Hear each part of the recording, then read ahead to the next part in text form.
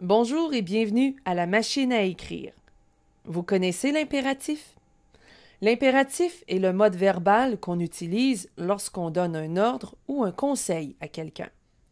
L'impératif est un mode qui se divise en deux temps, l'impératif présent et l'impératif passé. Et c'est un mode qui a plusieurs particularités. Première particularité. Les verbes à l'impératif se conjuguent à 3 personnes seulement. À la deuxième personne du singulier, à la première personne du pluriel et à la troisième personne du pluriel.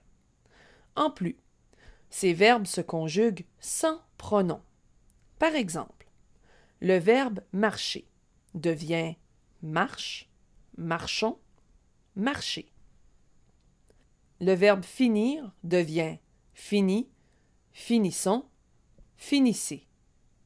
Et le verbe vendre devient vend, vendons, vendez.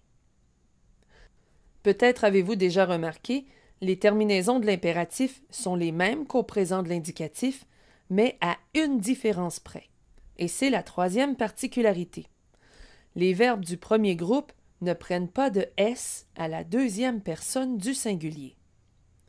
Ce qui signifie que tous les verbes qui se terminent en ER ne prendront jamais de S à la deuxième personne du singulier. Par exemple, parle, joue, téléphone, achète.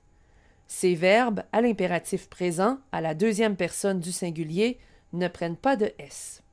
Faites l'exercice. Transformez les verbes des phrases suivantes à l'impératif présent.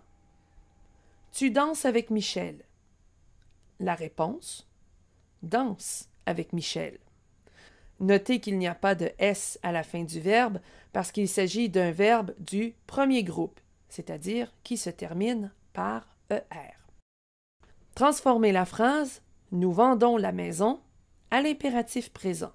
La réponse: vendons la maison. Le verbe se conjugue à la première personne du pluriel sans la présence du pronom « nous ». Transformez la phrase: vous tournez à gauche à la première rue. La réponse: tournez à gauche à la première rue. Le verbe se conjugue à la deuxième personne du pluriel sans la présence du pronom vous. Le présent est le temps simple du mode impératif, c'est-à-dire qu'il est composé d'un radical et d'une terminaison. Le passé est quant à lui le temps composé du mode impératif, c'est-à-dire qu'il est composé d'un auxiliaire et d'un participe passé. Et comme vous le savez, les auxiliaires en français sont avoir et être. Pour conjuguer le verbe à l'impératif passé, il suffit de conjuguer l'auxiliaire à l'impératif présent et d'y ajouter un participe passé. Les auxiliaires à l'impératif présent vont comme suit: avoir, est, ayons, ayez. Être, soit, soyons, soyez. Accompagné d'un participe passé, l'impératif passé se présente comme suit: aie terminé tes devoirs à mon retour. Soyez prêts demain à 8 heures.